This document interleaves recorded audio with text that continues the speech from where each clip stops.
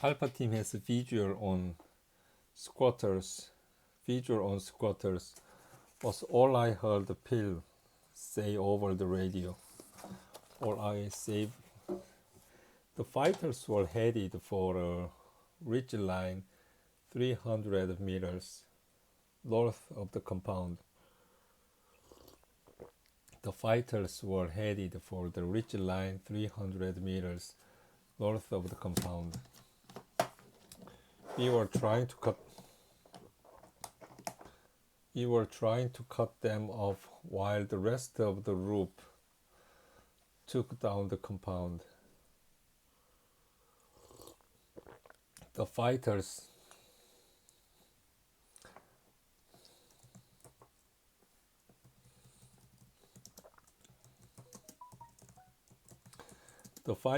were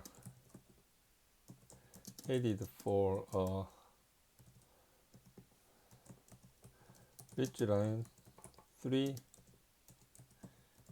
300 meters north of the compound.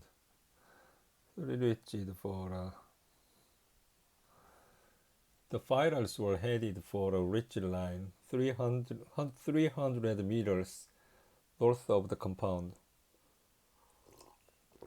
We were trying to cut them off while the rest of the troop took down the compound. As we closed on their position, I looked back to see Phil and the rest of the team close behind. It was our first mission on this deployment, and we were still getting used to the altitude. Seeing the rest of the team moving into position, I snapped back around and shouldered my rifles. I snapped back.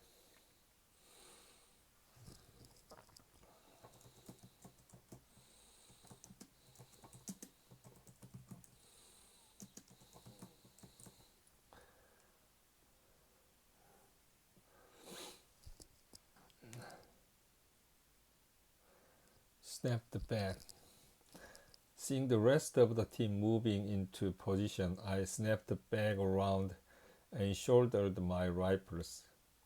The enemy fighters were setting up a fighting position roughly 150 yards away.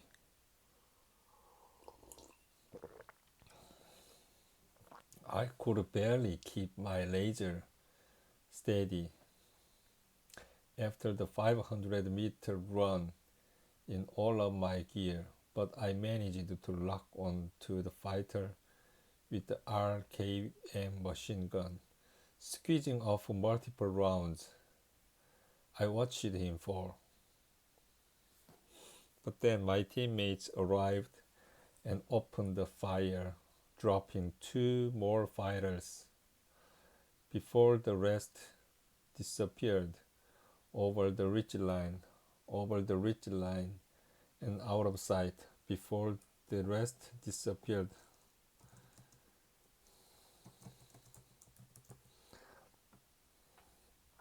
Ridge line and out of sight, leaving there dead.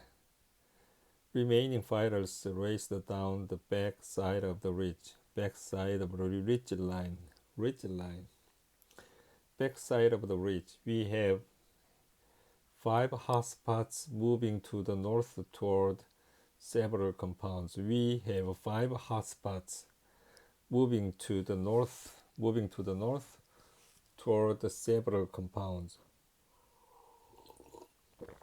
I heard the drone pilot say in my radio. I could see the laser from the drone moving down the backside of the hill. Phil gave the team a nod, and we were off on another dead sprint to close the distance. Phil gave the team a nod, and we were off on another dead sprint to close the distance. As we crested the top of the ridge line, we slowed down, careful not to rush into a hasty ambush. I saw three bodies lying there, one with a machine gun and one with an RPG. We were lucky to take out their two biggest guns in the first seconds of the fight.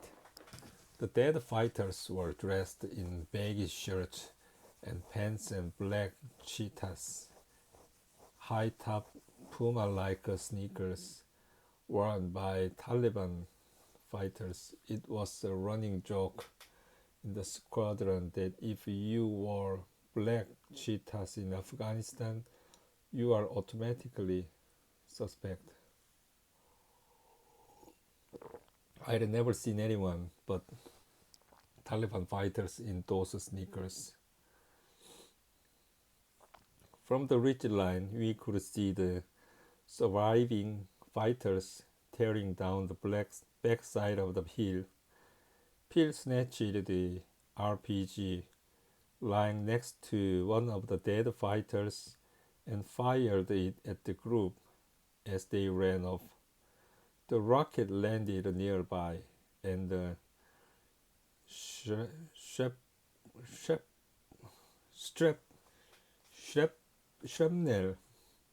peppered the fighters as they came. Dropping the launcher, he turned to me over the radio. We were getting calls about close air support, or CAS. An AC-130 gunship was circling above us. CAS is coming on station. CAS is coming on station. Dropping the launchers, he turned to me over the radio. We were getting calls about close air support, or CAS. An AC-130 gunship was circling above us.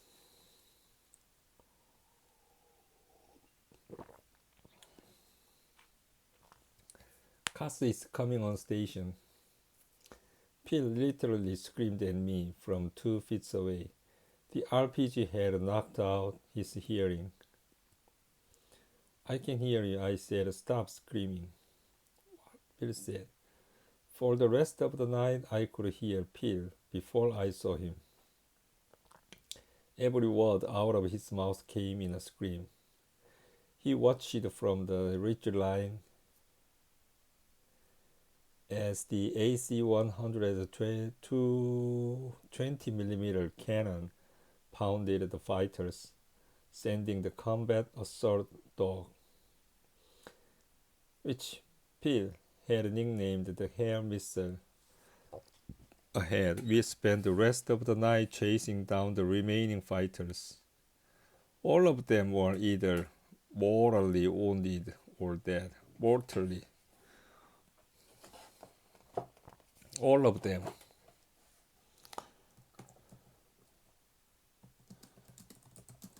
All of them were either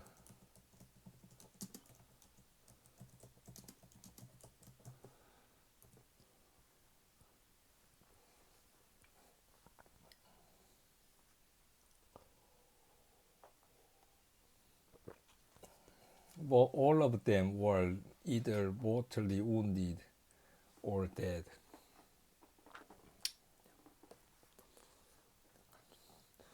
Phil and another assaulter chased the fighter into one of the compounds, while the rest of us started to clear a field of waist-deep grass. The AC-130 was reporting more hotspots.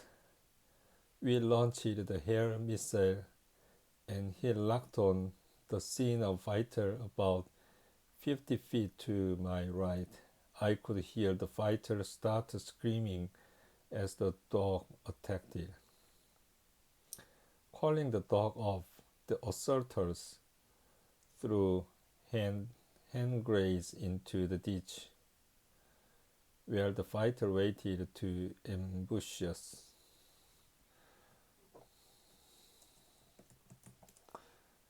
The assaulters threw hand grenades into the ditch where the fighter waited to ambush us.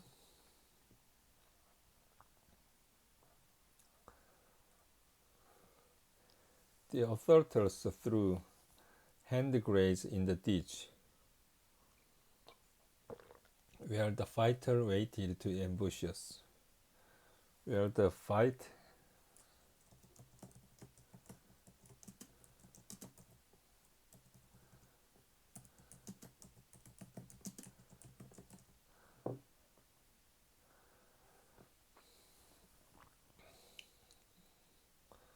ambush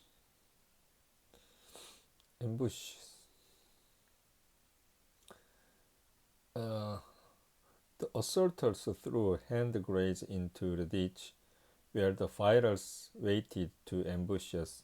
As they moved up to clear the ditch, I started to move forward. Even under my night vision goggle, it was difficult to see. The grass was thick and hard to walk through. Behind me, I could hear intermittent gunfire as Phil and another assaulters were in a firefight with a barricaded shooter in one of the compounds. My gun was up, and I tried to use my laser to illuminate a path through the grass. I could see burned patches ahead of me where 20mm shell had hit.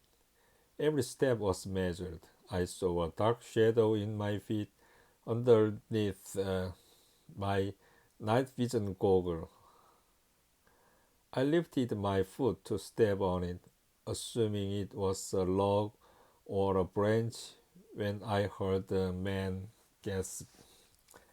I jumped back and opened fire. It scared the shit out of me. Taking a second to confirm, I didn't actually shoot myself. I got my nerves under control. I got my nerves under control.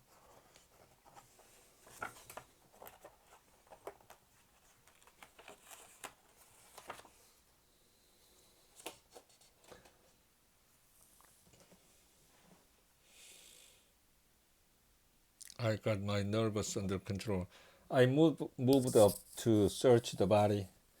He must have been dead before I got there. The weight of my foot on his chest forced the air out of his lung. The body was signed from the 200mm round. After a quick search, I found an AK-47 and a chest rack.